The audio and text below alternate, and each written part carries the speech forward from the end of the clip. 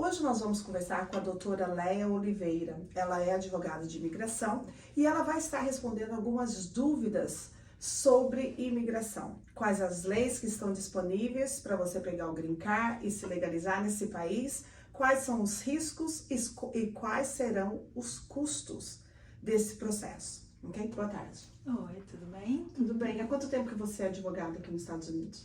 Tem aproximadamente 10 anos que eu vim para os Estados Unidos. Ainda não completou. Tem 9 anos que eu vim para os Estados Unidos. Então eu já era advogada no Brasil. Então aqui eu fiz o programa de LLM. E até eu passar no bar e começar a trabalhar com o meu próprio escritório tem mais ou menos 6 anos. E quais são os casos mais comuns que você atende? Bom, hoje em dia, como tem muita gente atravessando a fronteira, então a procura é bastante para representar os clientes na corte de imigração, né? Eu tenho muitos casos de jovens menores de 20 anos que foram abandonados por um dos pais, que a gente também está fazendo o processo que se chama SIJ, Special Immigrant Juvenile. Tem muitos processos de casamento, obviamente, e alguns casos de violência doméstica, alguns casos de vítimas de tráfico, vítimas de crime, basicamente pessoas em processo de remoção e também processo de família. Vistos de business, investimento, nós ainda não estamos fazendo. Ok. Uma dúvida que todo mundo pergunta é sobre a lei que ficou conhecida como Cai-Cai. A maioria das pessoas, eu vejo vários influencers falando sobre isso, é você vir pelo México, se entregar e você vai se beneficiar com essa lei. Isso é verdade? Não é verdade. Primeiro, quando a pessoa atravessa a fronteira, algumas pessoas são deportadas, não são todas as pessoas que conseguem entrar. Tem pessoas que trazem crianças, tem pessoas que vêm com família, tem pessoas que alegam que sofreu abusos no país, que foram vítimas de perseguição. E essas pessoas, uma boa parte consegue entrar, mas tem uma boa parte que acaba sendo retornada para o Brasil. E quando elas entram, elas têm que pedir asilo. Porém, tem um grande problema. Muitos dos asilos são inventados. A grande maioria dos brasileiros cria uma história que o próprio Coyote sugere, e essas pessoas no máximo conseguem um permit de trabalho social, porque no final essas pessoas vão pegar uma ordem de deportação, né? Tem algumas pessoas que até conseguem fechar o caso, o governo dá a oportunidade de fechar o processo, mas os brasileiros que conseguem um asilo e conseguem um green card através do asilo, a porcentagem é muito pequena, muito pequena. Eu diria que talvez 1 ou 2% dos brasileiros consegue documento. A grande maioria consegue apenas um permit de trabalho e um social. E eu costumo falar que esse social acaba se tornando muito caro, porque ele tem validade, o Work Permit tem validade de 2 anos, e você vai ter que, essa pessoa vai ter que eventualmente ir na frente de um juiz e explicar sobre os motivos que ele está pedindo asilo. E muitas das vezes o asilo é mentiroso, então acaba que a corte nega o asilo e a pessoa pega uma ordem de deportação. O que eu sempre ouço falar também é que muitas pessoas vendem os bens do Brasil para poder vir para cá. Além de pagar o Coyote, se você entrar nessa lei do Cai-Cai, vai ter um custo, mais ou menos, quanto que é esse custo para uma pessoa? Então, exatamente quanto que o Coyote cobra, eu não saberia dizer. O que os meus clientes comentam é que é 10 mil, 15 mil dólares. Então as pessoas vendem casa, vendem carro, moto, faz empréstimo para vir para cá. E quando essas pessoas chegam aqui, ainda tem que gastar dinheiro com um advogado. E um processo de asilo, por exemplo, o meu escritório cobra em torno de 8 mil, mas eu sei que tem outros escritórios que cobram 15 mil, 20 mil dólares para fazer um asilo. Então, nós estamos falando aí de pelo menos uns 10 mil dólares com o advogado que essa pessoa vai ter que gastar. mais o dinheiro do coiote, mais o dinheiro de moradia, dependendo do local onde o imigrante vai morar, vai ter que comprar carro. Então, vida de imigrante é muito complicado. Você acha que vale a pena vender tudo no Brasil e vir para cá e investir nos documentos que você nem sabe se vai se legalizar? Então, é muito complicado, né? É difícil julgar as pessoas porque a gente não sabe o que a pessoa passa lá no Brasil. Mas, sinceramente, as pessoas que têm uma carreira, que têm propriedades no Brasil, eu não recomendaria para essas pessoas fazer a loucura de vir pela fronteira. É claro que se essas pessoas conseguem um visto, seria diferente. Mas o alto custo do coiote, o risco de vida, aí depois a pessoa, quando chega aqui, tem que gastar dinheiro com advogado para conseguir um permit de trabalho social, porque é isso que eles conseguem. Eu não saberia te dizer realmente se vale a pena ou não. Né? Tem pessoas que viviam em situação precária no Brasil, então para essas pessoas talvez valha a pena. Mas no final do processo, eu costumo falar para todos os meus clientes que a probabilidade de ganhar um asilo é muito pequena, muito pequena. Os únicos casos de asilo que a pessoa ainda tem alguma chance de ganhar seriam os casos de homossexual e os casos de violência doméstica com comprovados danos, né? Porque muitas pessoas pensam que eu vou chegar lá nos Estados Unidos e vou pedir asilo, mas o asilo não é uma coisa fácil de se ganhar. Tem muita coisa para se provar. Tem que provar a perseguição. Então, sinceramente, eu não saberia dizer se vale a pena ou não. Mas que o custo é alto, é muito alto. Outros casos que eu também noto é que muitas meninas chegam aqui com aquela esperança de casar ou conhecem as pessoas, os homens ou mesmo mulheres, através de aplicativos de relacionamentos, e eles as trazem como noiva, chega aqui, elas sofrem abusos. Neste caso, elas se qualificam para algum tipo de legalização? Tráfico. O que você acabou de descrever são as características de tráfico, e existe o visto chamado visto T, que é o visto de tráfico. É muito comum, mais comum homens, né, que estão aqui, trazer meninas do Brasil ou de outros países da América do Sul com a intenção de transformá-las em objeto sexual. E isso é tráfico sexual. O tráfico ele não precisa ser necessariamente para obter dinheiro ou para trabalhar como escravo, mas quando as meninas chegam aqui e se tornam um objeto sexual, elas têm que trabalhar pro rapaz dentro de casa, ela não tem liberdade para ter amizades, ela não tem liberdade para sair de casa, isso é tráfico. Ela pode qualificar para o visto T. E como que ela prova isso? Bom, testemunho dela, né? Se de repente ela tiver mensagens, tiver áudio, ela consegue provar. Mas também tem um problema que um problema que a pessoa tem que reportar o crime. E muitos não querem fazer isso, né? Então, quando existe um potencial vítima de tráfico, nós temos que reportar para o FBI.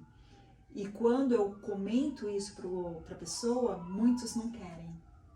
E acaba ficando impune e a pessoa acaba não pegando um documento. Então, existe opções, mas tem que reportar. Outro caso gravíssimo, tanto para homem quanto para mulher, é o abuso. Abuso mental, abuso físico, abuso sexual. Uhum. Neste caso também eles se qualificam para se legalizar no país. Exato. Tem também o visto U, que a pessoa, o agressor, ele não precisa ser cidadão americano e não precisa ser casado com a vítima, né? Deixa eu ver uma forma melhor de explicar. Quando a vítima é casada com um cidadão americano ou com um residente e ele abusa da esposa, ela pode aplicar para o VAWA, que é um processo mais rápido. O permit de trabalho chega rápido, a autorização de viagem chega rápido e é um processo mais rápido. Agora, quando a vítima não é casada ou então o agressor ele não é cidadão americano e nem é residente, ela tem que aplicar para o Visa. Porém, tem um porém aí. O Visa exige que ela denuncie na polícia. E se ela não denunciar na polícia, ela não qualifica para o Visa. E aí cai no mesmo problema do tráfico. Muitas vítimas não querem reportar. Porque, por exemplo, se ela denunciar um brasileiro que está aqui, que não é legalizado, a polícia vai atrás dele? Vai atrás dele. Algumas vezes não prende, não faz nada, só dá tipo um aviso, né, que a gente chama de um warning, mas tem situações que vai preso e há situações que o ICE vai chamado e a pessoa é deportada. É claro que para o ICE ser chamado e a pessoa ser deportada, geralmente é quando o abuso foi extremo, né, quando ele bateu muito, machucou muito, né, mas dependendo da cidade, porque tem cidades que são consideradas pró-imigrante, que a polícia não costuma reportar para o ICE, mas tem outras cidades que são meio racistas, então qualquer coisa que acontece eles já estão chamando o ICE, então também depende do local. Hoje, para quem está aqui nos Estados Unidos, quais são as maneiras de se legalizar, além do que você já mencionou? Então, eu comentei sobre o visto U, visto T, o VAWA, os jovens menores de 21, já comentei sobre o SIJ. Fora isso, infelizmente, não tem muitas opções, porque quem atravessa a fronteira entrou de maneira ilegal. E quem entra de maneira ilegal não pode aplicar para visto de trabalho, nem para visto de investimentos, não pode aplicar para visto de estudante, não pode aplicar praticamente para nada. Agora, as pessoas que entraram com visto, né, essas pessoas têm chance de conseguir uma empresa que patrocine, e então ela conseguiria um visto de trabalho, e poderia aplicar para um visto de estudante também, mas assim, o mais comum, obviamente, é o casamento com o cidadão americano, seria o ideal, né? Mas desde que o casamento seja de verdade, porque se for casamento que tenha que pagar, aí é complicado. E se eu sou um vendedor, sou investidor, mas eu não encontro nenhuma companhia para aplicar para mim, eu posso ser meu próprio sponsor? Eu posso aplicar para o meu próprio visto de trabalho? Não. Se eu tenho uma companhia dos Estados Unidos, como que funciona a parte de investimento? Ok. O investimento, você tem que trazer dinheiro de fora. Então, se você é brasileiro, você tem que investir 1 milhão, 2 milhões de dólares nos Estados Unidos. Se você é italiano, a Itália tem um convênio com os Estados Unidos, então o investimento pode ser bem menos, pode ser 100 mil, 200 mil. Né? Mas o dinheiro tem que vir de fora. Você não pode ter uma companhia aqui e usar o dinheiro da própria companhia. Okay. A não ser que você tenha uma filial, digamos que você tenha uma empresa aqui, e você também tem uma empresa no Brasil que é vinculada, as duas empresas. E você, de repente, você quer trazer o diretor da empresa do Brasil para a sua empresa aqui nos Estados Unidos. Então, existe um visto L, que é para trazer os executivos de outra empresa. Existem vários vistos de trabalho, de business, mas eu não sou especialista nesse tipo de visto. Eu tenho um conhecimento mais básico, né? Mas business geralmente, investimento geralmente o dinheiro vem de fora, tem que vir de outro país. Tem algum tipo de visto para artistas? Ah, sim, com certeza, né? Tem o visto extraordinário, tem visto de atleta, tem visto para... Mas é visto, não é o green card?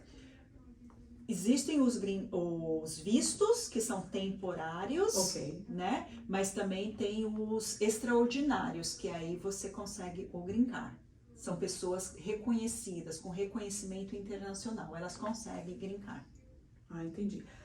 Alguma esperança para quem tem o DACA de se legalizar nesse país? Nossa, esperança é a última que morre, né? Mas tá complicado, porque foi campanha do governo Biden, o governo já tá acabando, não saiu nada do papel.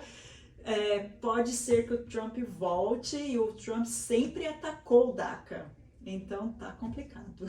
Tá Para complicado. encerrar, eu também leio muito nas redes sociais que se você está aqui há mais de 10 anos, você tem um filho com autismo, qualquer tipo de, que ele seja de alguma maneira especial, você se qualifica para se legalizar. Outro mito. É mito. É mito. Já foi verdade, não é mais, tá? É muito perigoso entrar nesse caminho, porque é o seguinte, o que acontece? A lei dos 10 anos são para pessoas que estão em processo de deportação.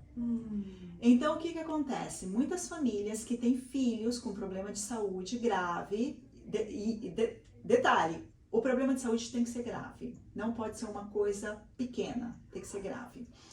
Então, o que acontece? Muitas famílias que têm uma criança com problema de saúde grave, ela procura o advogado para fazer a lei dos 10 anos. Porém, essa família ela não está em processo de deportação. Então, o que eles fazem? Eles aplicam para um asilo falso, porque o asilo sendo negado, a pessoa vai ser colocada em deportação.